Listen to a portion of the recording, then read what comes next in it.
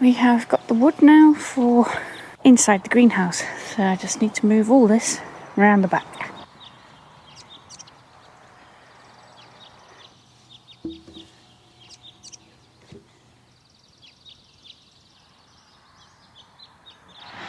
Doug is laying out the wood that got delivered yesterday so that we can build the raised bed. It's probably a bit of overkill at the thickness, but we just went for the same stuff as last time. We're going to put a bit of weed barrier down and gravel around the back to try and stop the grass and weeds growing through. We got a bag of topsoil and a bag of gravel delivered yesterday as well. And I did show you, I think in the last video, that we planned to make a double height raised bed in the middle. There we go. Going together nicely. Right, so we're making progress. Doug has built the carcass, the outside carcass, and he's put some corner posts in and has put a stake into the ground so that I don't knock it about with my wheelbarrow or anything once it's got soil in it. So Doug has built the central bed. It's not hammered into the ground yet, so it's leaning slightly to one side, but we're just trying to centralise it. It's easier by eye, to be honest, because if you measure it, it tends to look slightly wrong, but actually, to me, that looks fairly parallel. It's leaning slightly to one side because the ground's uneven underneath the leg, but it doesn't look too bad. And when you put a tape measure on it, it says it's right. Morning, girls. How are we? Yes, are we good? Bonnie has today been for her booster, so I've got to keep an eye on her. The sun was out this morning. It's now getting a little bit breezy, but we haven't got any rain forecast, so not that this job really requires weather to be good, because it's time for me to fill up those raised beds. Yeah, I've got the wheelbarrow. I've got topsoil, I got that delivered, so I think I'm going to start with the middle bed because it's deeper, and at least half fill it with the topsoil, and then I can mix some compost into the top layer. Not sure whether I'm going to have enough or not, to be fair, but it's nice and warm in here. I did get for my birthday a sensor, though actually this pot feels quite warm, so maybe that's not the best place for it. Possibly need to work out somewhere more shady to put it. But it has been keeping me updated with the humidity and the temperature in here. So in the summertime that's going to be really useful, because then I can come out and open things or wet down if it gets too hot or too dry. I am slightly tempted to stain the middle one just for a bit of added interest, just to make it look pretty. Let's crack on, eh?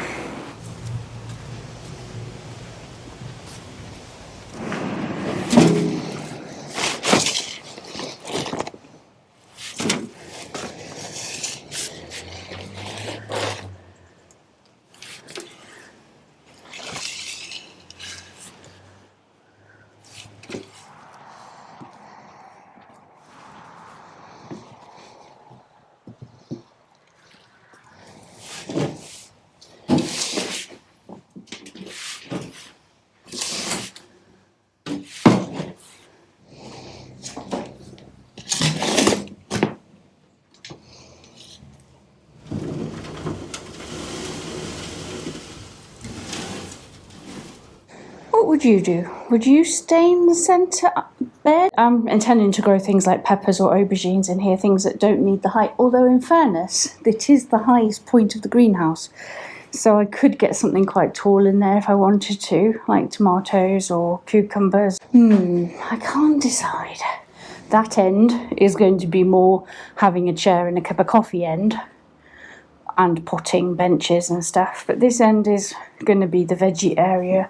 Fruit and veggies this end. So, I don't know, it would just look so pretty, wouldn't it, if it was stained a different colour? Absolutely beautiful. Anyway, back to the manual labour. Easily distracted me. So yeah, I can't quite decide about that bed. I want it to look pretty in there as well as being functional.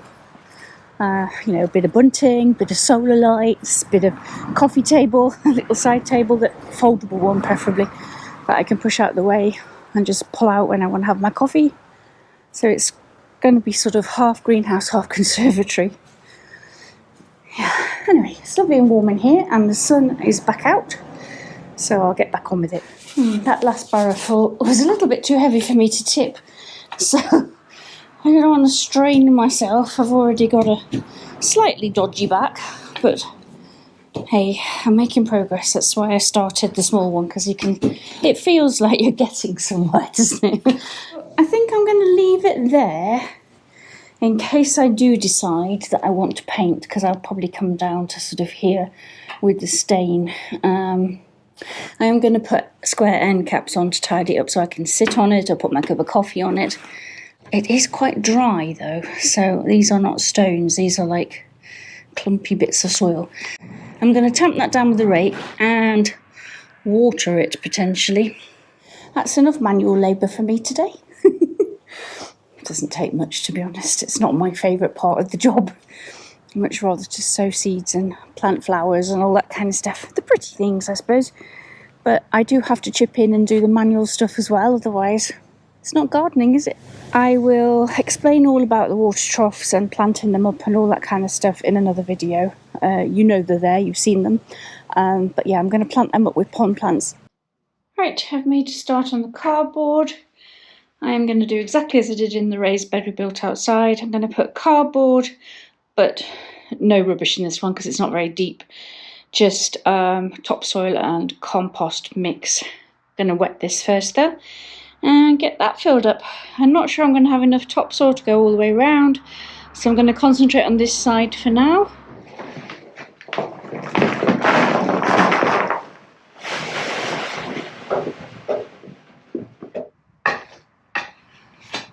One load down, about 50 more to go, I'd say. Right, I'm getting to the bottom of the compost bag now. I've put cardboard in round to that end over there. I haven't filled this up completely because I think I am going to stain it, just the middle one. I have been to the builder's merchant and ordered some porcelain slabs to go down in this central area here, which have a pattern on them. They're mostly beige, but they have got a bit of sort of bluey grey coloured pattern in them, sort of make a flower pattern. To be fair, the tomatoes and peppers and things are going to add the splash of colour in the summertime anyway. So the gravel is multicoloured. That'll blend in nicely with the tile. Today I am going to stain that central bed in the greenhouse. I did pop to the DIY store yesterday and pick up some wood stain. I ended up getting lavender.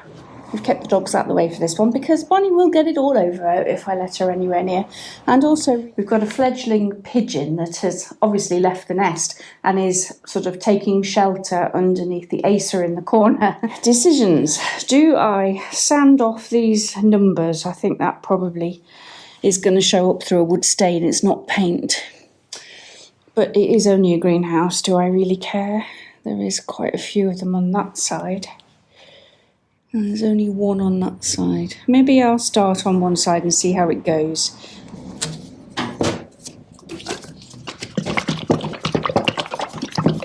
Let's get this open. I'm probably going to be shocked at the colour, but obviously it's going to be affected by the wood. Oh no, that's quite nice, I think. Might not be to your taste, but I quite like that. There were several green options. Some very similar to the greenhouse, to be honest, but I thought if it wasn't an exact match, it might look a bit odd. So I thought I'd go for a contrast. Yeah, that looks all right to me.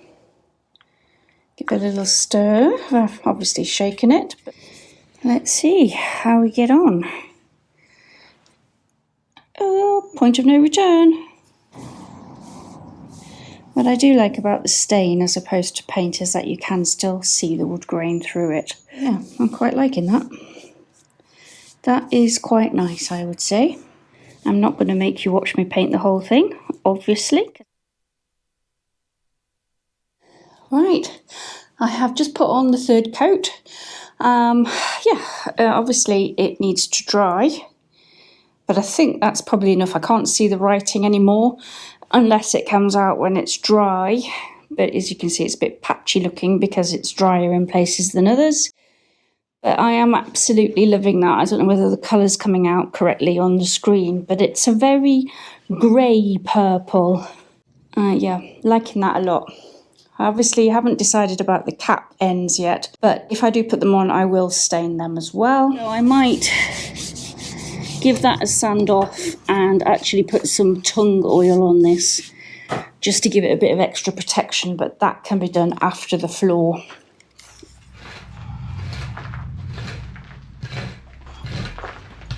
As you can see, Doug's been busy this morning emptying out the greenhouse, levelling it off a bit more and laying some gravel on some liner material around the edges. It does need washing down because it's quite sandy. Yeah, so he's levelled that out. He is now going to do the mixture, sand, cement mix, whatever it is, and lay a square of beautiful tiles that I bought in the Builder's Merchant in the middle there, and then the sides are going to have weed barrier and gravel. In fact, the gravel is going to come up to the edge of the beds. It's a beautiful, beautiful day. So while Doug's cracking on with that part of the job, I'm going to tip some compost in here, and then I'm also going to go and I think sow some more sweet peas.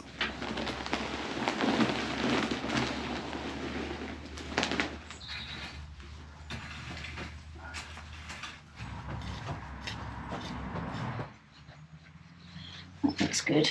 Right. Okay. That tapping noise you can hear is Doug stomping down the ground that he's just levelled out. Little stomp, stomp, stomp to make it nice and flat.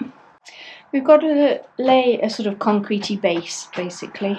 I obviously need another bag of compost in this bed, but I have to say I am really pleased with the coverage and the colour of the bed. It's come out really nice. That was 3 coats in the end. It covered up all the writing. It's got a few splashes of the gravel, but I've got to wash the gravel down anyway. So there we go, the bed is full, quite high, but once I water it and the ground settles a little bit, it might drop a bit, but I can always add a little bit more compost if it drops too low. There we go, looking nice, ready for planting. I think what I'm going to do is put a hardneck garlic down the sides and grow something down the middle like winter salad, or maybe some more pak choi or spinach.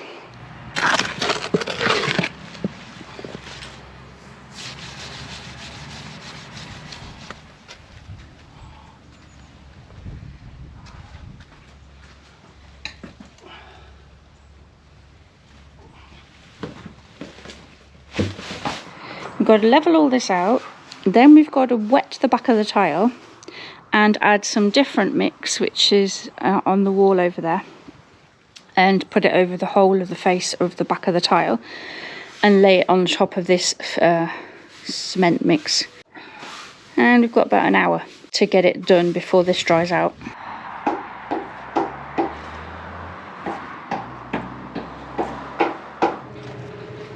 Doesn't that look fabulous?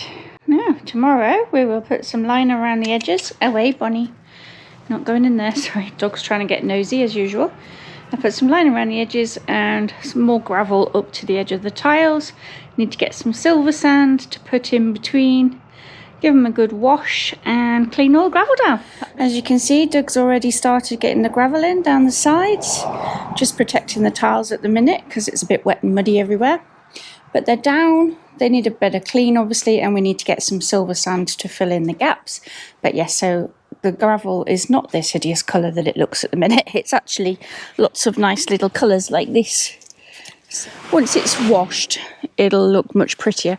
But obviously we don't want to wet the ground too much in there at the minute because the tiles are drying. Sorry, girls running around like lunatics barking at people walking by. Unfortunately, the downside of winter is that the hedge gets a bit thinner and they can now see people walking by or cycling by or driving by. So I do need to try and work out some way of fixing gaps in the hedges. This area here has got much lower, a bit thinner, a bit more sparse, and it's right opposite where there is a building. It is only a bungalow, but you can see vehicles coming and going. So that sets her off. In fairness, most things set her off. And the neighbour just came over and said, please don't stop your dogs barking. We've got a new dog who doesn't bark, and we used to have a guard dog. So they've got a dog that barely barks, and we've got dogs that never stop barking if somebody walks by. So it is a good deterrent, if nothing else, I suppose. They are quite loud. You worry so much about the neighbours being disturbed, and then they come and tell you that they'd prefer it if they did bark to disturb anybody that might be breaking in. Can't win, eh?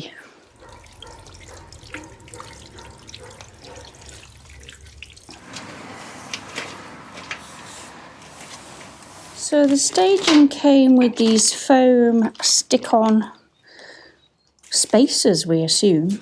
It seems a bit odd that you're going to see those between the woodwork though.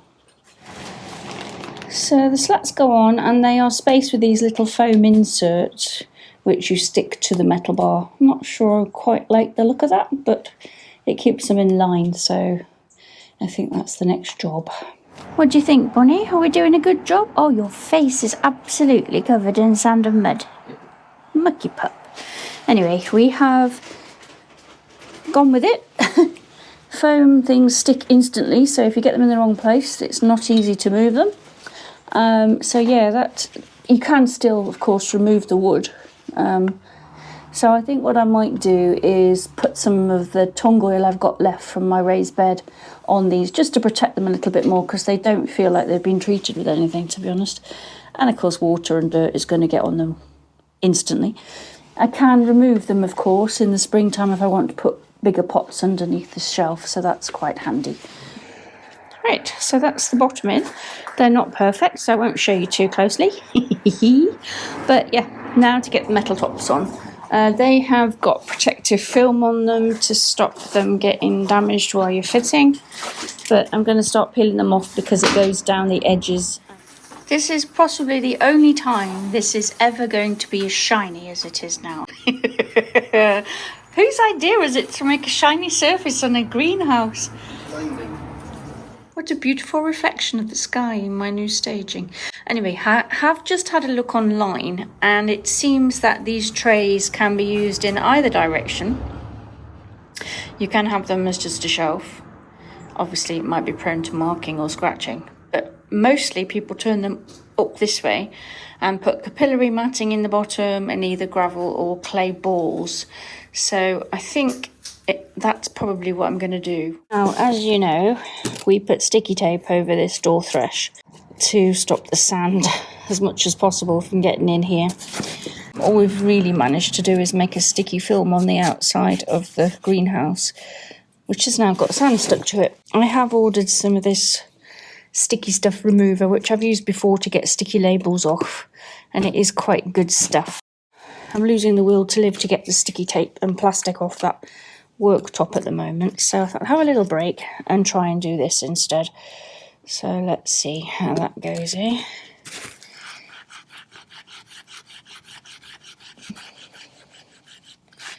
There's a lot of finishing jobs to do still, and they're going to take a little bit of time, but that is coming off, so that's just going to take a little bit of elbow grease. There we go. For once I persevered with the job instead of getting annoyed with it, and I finished it, so that has got that off. Today's a bit of an auspicious day because we are finally moving the stuff out of the old greenhouse into the new greenhouse.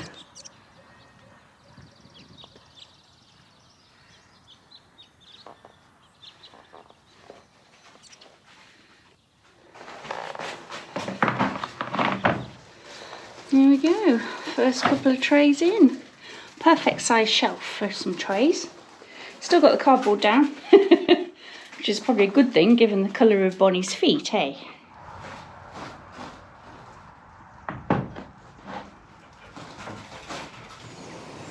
So, as you can see, it's very muddy. We haven't finished entirely, but I just thought I'd show you where we've got to.